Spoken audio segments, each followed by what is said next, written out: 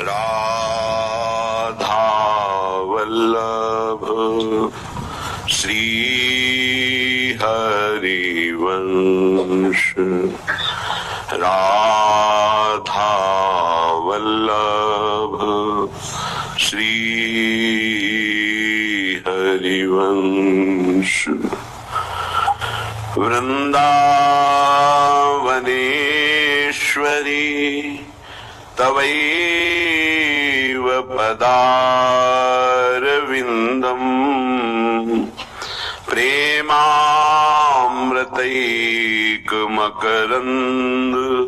रसौघपूर्णम् हृद्यर्पितं मधुपतेः स्मरतापमोग्रम् निर्वापयत् परमो शीतलमाश्रयामि, परमो शीतलमाश्रयामि।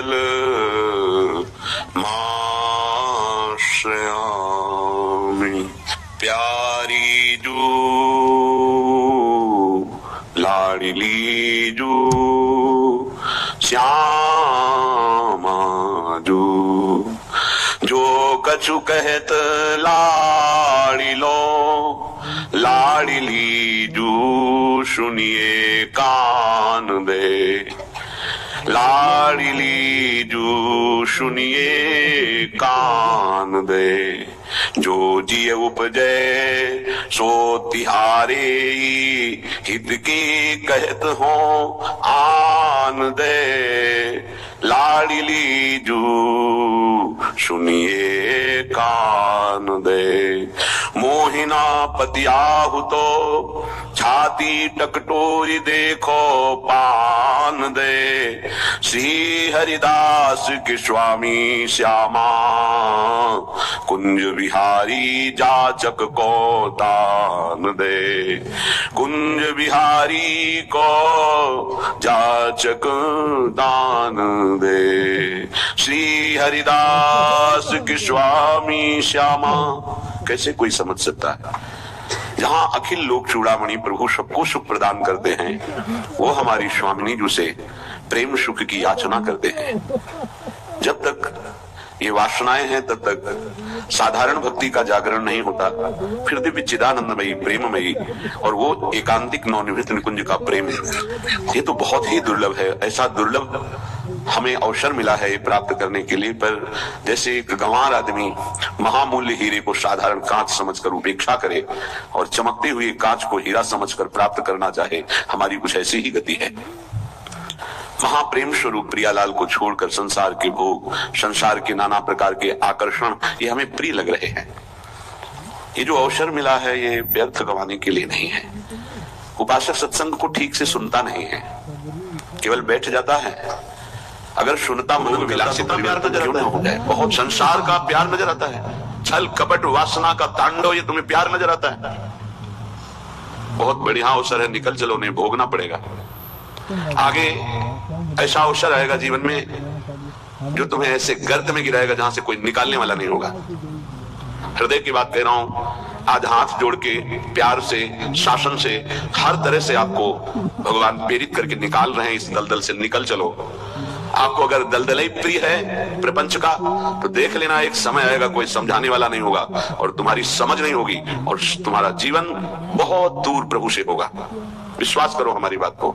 अभी अवसर है, निकल चलो। अभी तुम्हें हरि गुरु की बातें अच्छी नहीं लगती, अभी तुम्हें हरि गुरु का प्यार नहीं समझ में आ रहा। तुम्हें ऐसा लगता है कोई हमारे शरीर का प्यार करे तो हमारा प्यारा, इंद्रियों का दुलार करे तो हमारा प्यारा, हमारे मन के अनुकूल चलने वाला मिले तो सच्ची मानिए सारी बातें हरि से पूर्ण होती है। अगर कोई तुम्हें प्यार करता है तो नाटक करता है प्यार का, वो तुम्हारा शोषण करना चाहता है इसलिए प्यार करता है। कौन ऐसा हृदय वाला है जो अपने को न्यौछावर करके तुम्हें प्यार करे? वो केवल हरि और हरि गुणगान में मस्त भगवत अनुरागी, दूसरा नहीं। तुम तुम्हार सेवक असुरारी, स्वार्थ रहित जगत जुग उपकारी। ये समझ में नहीं आता। प्यार का मतलब समझा जाता है वासनाओं का खेल हो तो प्यार, मनोरंजन हो तो प्यार। अरे मन का भंजन करके, वासना का नाश करके उपासना में प्रतिष्ठित हो जाना, इसे प्यार कहते हैं। जो अविनाशी प्रकृति से भोग कर सुखी होना चाहता है कभी नहीं हो सकता है, शब्द याद कर लो। खाते खाते दांत टूट जाएंगे, देखते देखते आंख फूट जाएगी, शरीर नष्ट हो जाएगा, पर वासनाएं ज्यों की त्यों रहेंगी और बढ़ती चली जाएंगी। ये जो जलन होती है यही भस्म करती है वासनाओं को। सच्चे उपासना के मार्ग में चलने वाले जलन की परवाह नहीं करते, कष्ट की परवाह नहीं करते, वही उस परम पद के अधिकारी होते हैं। कल एक ने प्रश्न किया कि ऐसा कोई मार्ग बताइए जिसमें कोई कष्ट न हो, भगवत प्राप्ति हो जाए। घर बैठ जाओ, ऐसा सृष्टि में लौकिक मार्ग नहीं है तो अलौकिक मार्ग की क्या बात। अगर आपको 500 रुपए चाहिए तो लेबरी करनी पड़ेगी, 8 घंटे मजदूर बनना पड़ेगा और ठेकेदार की बातें सुननी पड़ेगी।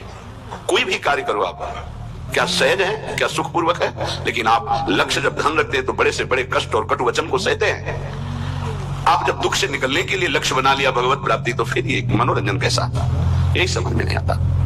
एक आदमी प्यासा होता है, पानी पिला दे, कभी अगर वो दोबारा दिखाई देता है तो नेत्र नम हो जाते हैं कि एक दिन की प्यास इसने बुझाई थी। जन्म जन्म की प्यास बुझाने के लिए नाम मिला, मंत्र मिला, उपासना मिली, उसका कोई महत्व नहीं। ये तुम्हें प्यार नहीं नजर आ रहा? जो कभी संभाषण नहीं करते थे, देखते नहीं थे, वे तुम्हें अंदर और बाहर दोनों से देख रहे, तुमसे संभाषण कर रहे हैं, ये तुम्हें प्यार नहीं समझ में आ रहा?